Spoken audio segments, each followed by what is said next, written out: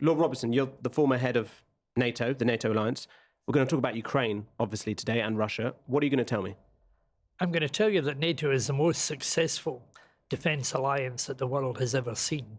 A group of independent, individual nations united in collective defence and determined that Russia won't win in Ukraine and that the Ukrainians will. Lord Robertson, you were the 10th Secretary General of NATO. You were there between 1999 and 2003. You met Vladimir Putin 9 times, I believe, at the Kremlin and also in Brussels. And you also said you did good business with him. I mean, firstly, what is he like? Well, I know what he was like, which was controlled, cool, but at the same time, remarkably chatty and talkative and communicative. In these days, I did good business with him. It was very businesslike. He wasn't into small talk, and any attempt at small talk was usually cut off. But so it was businesslike. But you're recognizing that he'd taken over after the chaos of Yeltsin and that period where Russia was really out of control. You could see that his brand of managerialism, KGB managerialism, had certain attractions. So, I found it easy to talk to him and to communicate with him and to get messages from him. But things have changed quite dramatically since then. And when you say, you did good business with him, what are you referring to? Well, we resumed NATO-Russia relations, which had been fractured by what we had to do in Kosovo. And therefore, we were talking to each other, but we were talking past each other at that time. So Putin came in and simply said, "I want to resume relations with NATO, step by step." So it was him doing the movement there, or was it a mutual thing of you both approaching each other? The relationship had been pretty well frozen. I think that's what you would describe it as. And the first move came from him. He'd not long taken over when a message came through that if we wanted to come to Moscow, then the answer would be yes. Now, that was a big change because up until then, they didn't want to know NATO at all, and their ambassador in NATO was pretty obstructive. He was an old Cold Warrior. So the signal that I got from Ambassador Kislyak was if you were to make an approach, it would be favourably received. So I suppose, yes, he decided that he was going to repair the relationship and try and, I think, from what he said, wanted to build a firmer relationship with NATO.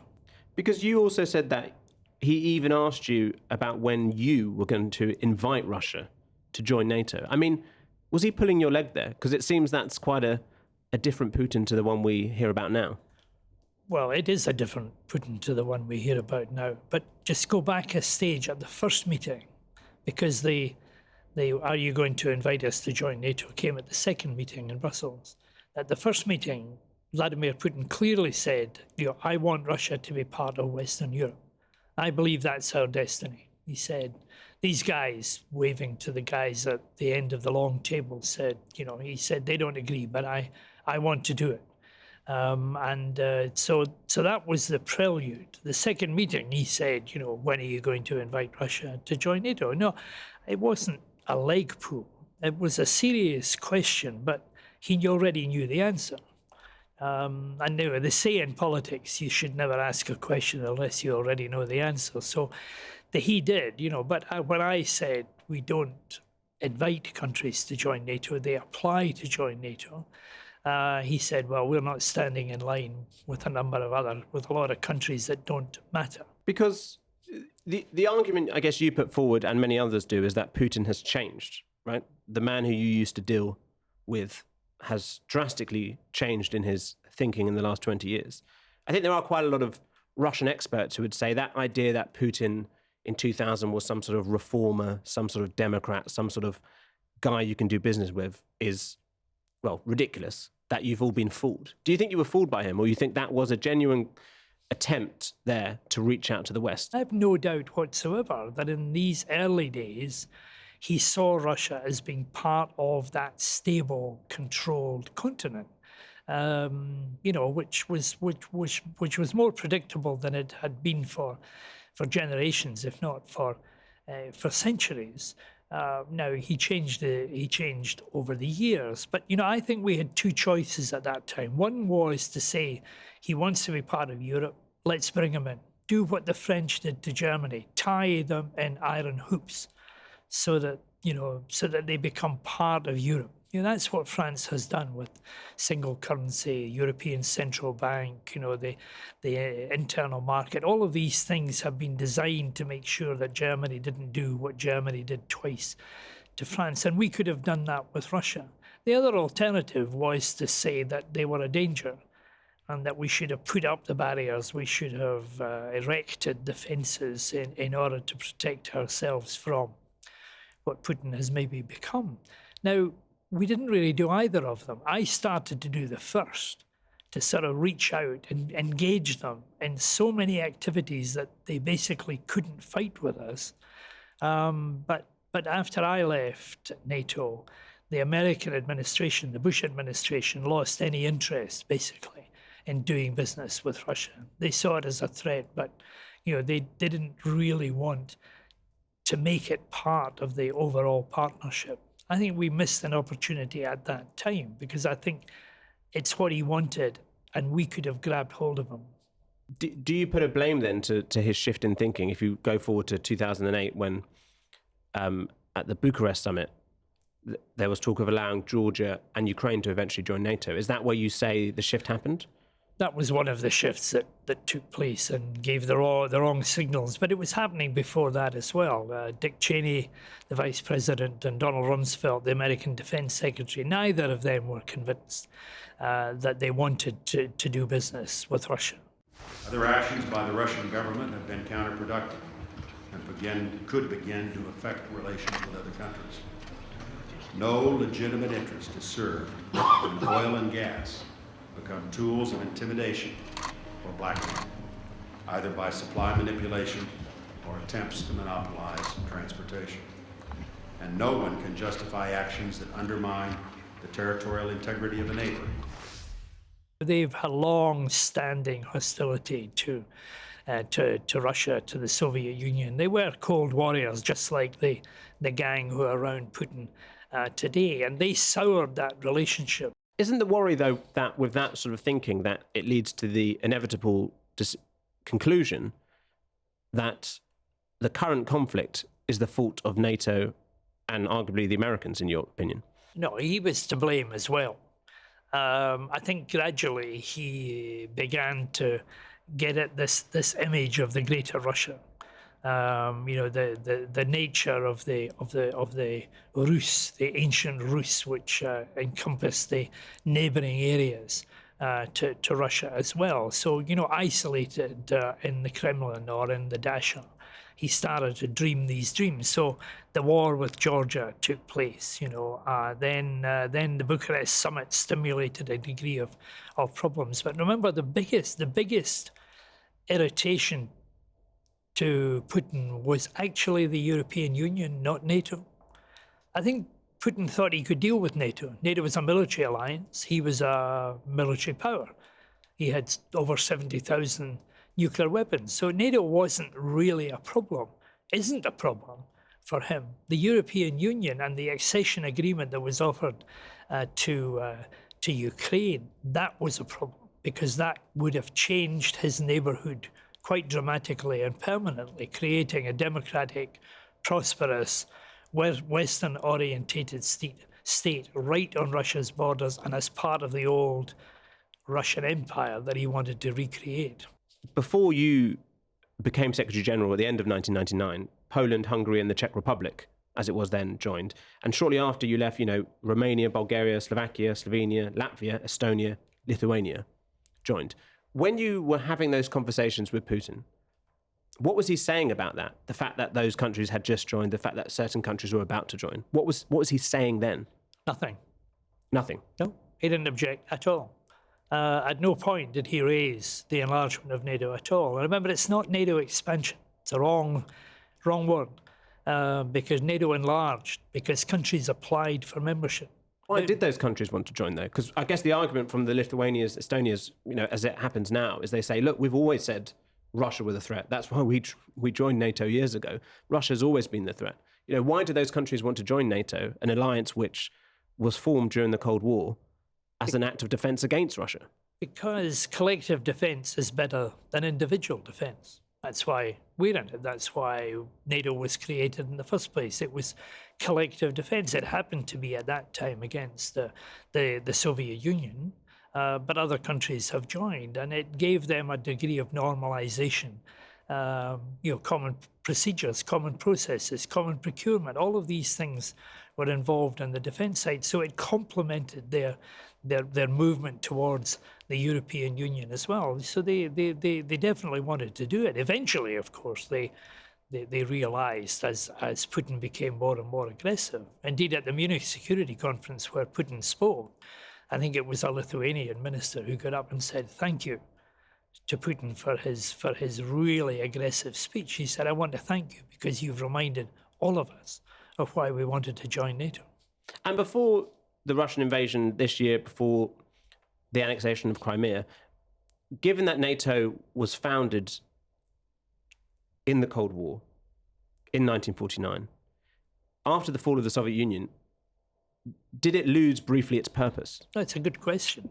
And it's a question that was asked and is constantly asked. But after the fall of the Berlin Wall, the end of the Soviet Union, and the announcement that the Soviet Union ceased to exist was made at a meeting of the North Atlantic Consultative Council when they had a break for lunch, and the Soviet ambassador came back in the afternoon and reported that his country no longer existed. But it was felt at that time that these countries of the Warsaw Pact needed some help to make the transition from military control of the military, from being part of the Warsaw Pact into being democratic countries where civilian control of the military was mattering. So the Partnership for Peace was created, including Russia and Ukraine. The Euro-Atlantic Partnership Council was created. I used to chair it. I used to sit with 46 countries round one table, both at heads of state level as well as ambassadorial level, with Russia and Ukraine round the table, with Armenia and Azerbaijan, who are technically still at war. And I kept thinking, this is the most boring meeting that I could possibly be chairing, but it's better than the Third World War. So, we bridged that period from the old Cold War of the Warsaw Pact and the Soviet Union versus NATO and the West into the new world where these countries wanted to become part of a collective security organization. As I say, at every one of these meetings, Russia was present, Russia was participating. So when Russia invaded Ukraine in February this year, were you surprised then? It was as sudden as it was brutal and relentless. Ukrainians woke up to find themselves plunged into the midst of war. Explosions and air raid sirens ringing out here in Kyiv and cities across this country as Russia launched a full-scale invasion on multiple fronts in the early hours of this morning. I was surprised and I was sickened because I thought that this was a betrayal of the United Nations Charter, of the Helsinki Accords, of the Nato-Russia Founding Act, of the Rome Declaration, of the Budapest Memorandum. All of these things had been betrayed by the fact that Putin was invading a sovereign nation state. He stood beside me on the 28th of May, 2002, just about the same distance as we are apart today, and said Ukraine is a sovereign, independent nation state which will make its own decisions about its security arrangements.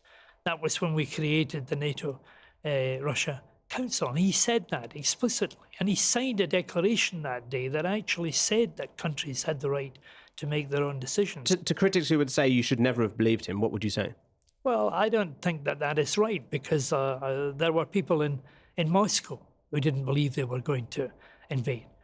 People who told me that it was simply muscle flexing to put the troops round there. And it may be, I hold a view that not everybody shares, that maybe we provoked him into making that ultimate decision. Because we kept saying, our government, the American government, other people kept saying, we know you're going to invade, you're going to invade, you're going to invade. We said it over and over again. And a very senior Russian who was in London before the invasion said to me quietly, he said, if they keep saying that, every day he doesn't invade, he loses a bit of credibility. What do you make of NATO's response since the invasion? Peace on our continent has been shattered. We now have war in Europe on a scale and of a type we thought belonged to history. This is a grave moment for the security of Europe. Obviously NATO has been supportive of Ukraine. It hasn't got involved in the conflict. Would you have done anything differently if you were still Secretary General? No, I wouldn't. And I strongly support and stand by Secretary General Stoltenberg and what he's done. He's kept the alliance together. That was very important. He's enlarged the alliance. I tried for 4 years to get Finland and Sweden, to join NATO. Vladimir Putin managed it in 4 weeks. So, What were they saying to you back then about not joining? Well, they wanted to be non-aligned and didn't want to provoke Russia, and they had a long tradition of so-called neutrality, although I kept telling them what were they neutral about. But, there was a reluctance. How important has NATO support, the weapons it gives, the training it gives, to the recent counteroffensive by Ukraine? I think it's been invaluable. The weaponry they've got, the training they've had, the intelligence that they've been given has, undoubtedly been a major factor in allowing them, to do the counterattack. But, their main strength is not in the weaponry. It's in their morale.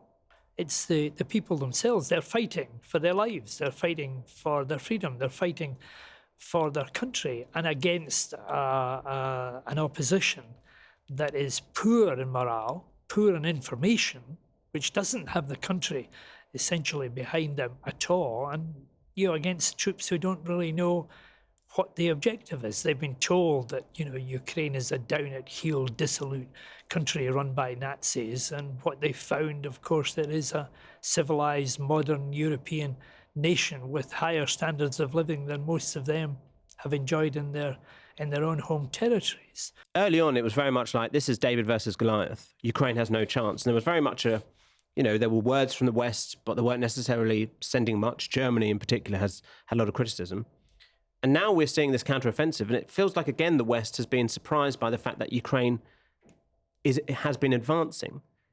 Has the West just been completely flummoxed by not only the fact that Russia couldn't completely overtake Ukraine, but now we're seeing a Ukrainian counteroffensive? Well, I think a lot of people have been surprised by the tenacity of the Ukrainians, the pathetic nature of the Russian advance. Maybe we were, as we were in the Cold War, taken in by our own propaganda. The Russian forces were nowhere near as good as they claimed they were, and as we perhaps sometimes thought that they were. I think sometimes, frankly, there's a weakness in intelligence, a failure of intelligence, sometimes a failure of foresight. So, maybe we in the future have got to think a bit more imaginatively about the kind of threats that we face and what we need to do about them. And in terms of those threats, what have you learnt about modern warfare? Well, we have learned about deterrence. Yes, IEDs are a very primitive device that was used in Afghanistan against our military, despite the fact that we have very, very expensive, highly sophisticated weapons at our disposal. So you need to have a range of tools to be able to deal with it, including diplomacy. You've got to try and work out what people are doing in advance. So investing in intelligence and diplomacy is a crucial part of the way in which, in the future, we have to deal with it. You cannot underestimate you're a potential opposition. That's one of the lessons that we've learned from a lot of these battles. But at the same time, we've got to have the ability to deter. You know, a man in the street stopped me recently and said, "You used to run NATO." Got a long memory, this guy, but he said, "Why is it, you know, that we took on Milosevic and we're not taking on Putin?" And I said, "Well, it's actually very simple. He's got nuclear weapons. Milosevic didn't. You know, and nuclear deterrence is very much part of the balance that is here. I don't believe Putin even contemplates the possibility, the slightest possibility, of crossing the Article 5 line and attacking one of the NATO countries, because the nuclear deterrent is there. The motherland would be in danger." Are you not worried, though, about having the referenda in Donetsk and Luhansk, the occupied regions? Isn't that what's going on there? Is that a play from Russia to sort of illegally say this is Russian territory, so that if there is any attack on those regions, they will claim that is Russian land? That's a ploy, but it's a dishonest ploy, and it's also an incredible one as well. You know, the territory of Ukraine is there. It's on a map. They can't pretend simply because they have a false referendum or a fake referendum organised in wartime conditions that they can claim that is then But Russian they did it with territory. Crimea. They did, but it's still not. Crimea is still not Russian. You know, by any international standard, Crimea is still not Russian. It's part of the sovereign territory of Ukraine. So, you know, it would be a ploy, but it's not something that is going to actually cut the mustard. Putin has had criticism in recent days from the Chinese president, Xi Jinping, who had questions and concerns. India's Narendra Modi said today's era is not an era of war. Yet Putin is doubling down. Why is that? We don't know if he's doubling down at all. We don't know what's going on behind the scenes, you know, and we won't know until the last minute. You know, gradually, you know, it's not just Prime Minister Modi and President Xi who are expressing concerns. You know, we saw 60 municipal councillors calling for Putin to resign. We saw Mr. Kadyrov, the fairly brutal ruler of Chechnya, expressing concerns. We see military bloggers, you know, from the right, the nationalist right, being heavily critical of the mess that's been created. Do you think NATO is still far too reliant on America? I mean, you were critical earlier talking about America's approach to Russia in the 2000s under the Bush administration. Do you think NATO as an alliance is still reliant on America? It's still too big a voice, still too much funding comes from there, and Europe at some point needs to stand alone in its own defense? Well, Europe needs to stand more strongly in its own defense, not alone, because being part of an alliance of free nations is hugely important, and having the United States of America and Canada involved in NATO gives it a unique strength and solidarity. After all, Article 5 was designed to make sure that America would come to the aid of Europe if what happened twice in the 20th century happened. And given what we were talking about earlier in terms of what we've learned about modern warfare, would NATO win a war if it came to that? Of course it would. You only have to add up the collective military power that exists in the NATO countries, and it overwhelms anything that Russia or China or any other enemy could do. So yes, it would. And it's also got the basis of the nuclear deterrent. Now, that's designed not to be used. In fact, President Putin last year, along with the other nuclear powers, reiterated that pledge that a nuclear war must never be fought, because that is existential. It's a threat to the individual countries and to the world as a whole, but it's there to make sure that people don't step across a line. And that line is a very, very important one. And finally, where do you see the Ukraine war, if you can, ending? Well, it ends when the Ukrainian people believe that it should end. And it ends with the territorial integrity of Ukraine. Now, when that happens, how it happens, I can't foresee. All I know at the present moment is that we must help the Ukrainian people with their desire and their demand to stay alive and to stay as an independent nation state. That's the priority. The longer term will look after itself, but that's the immediate objective, that Russia must stop fighting and the Ukrainians must win. Lord Robertson, thank you for your time. Pleasure.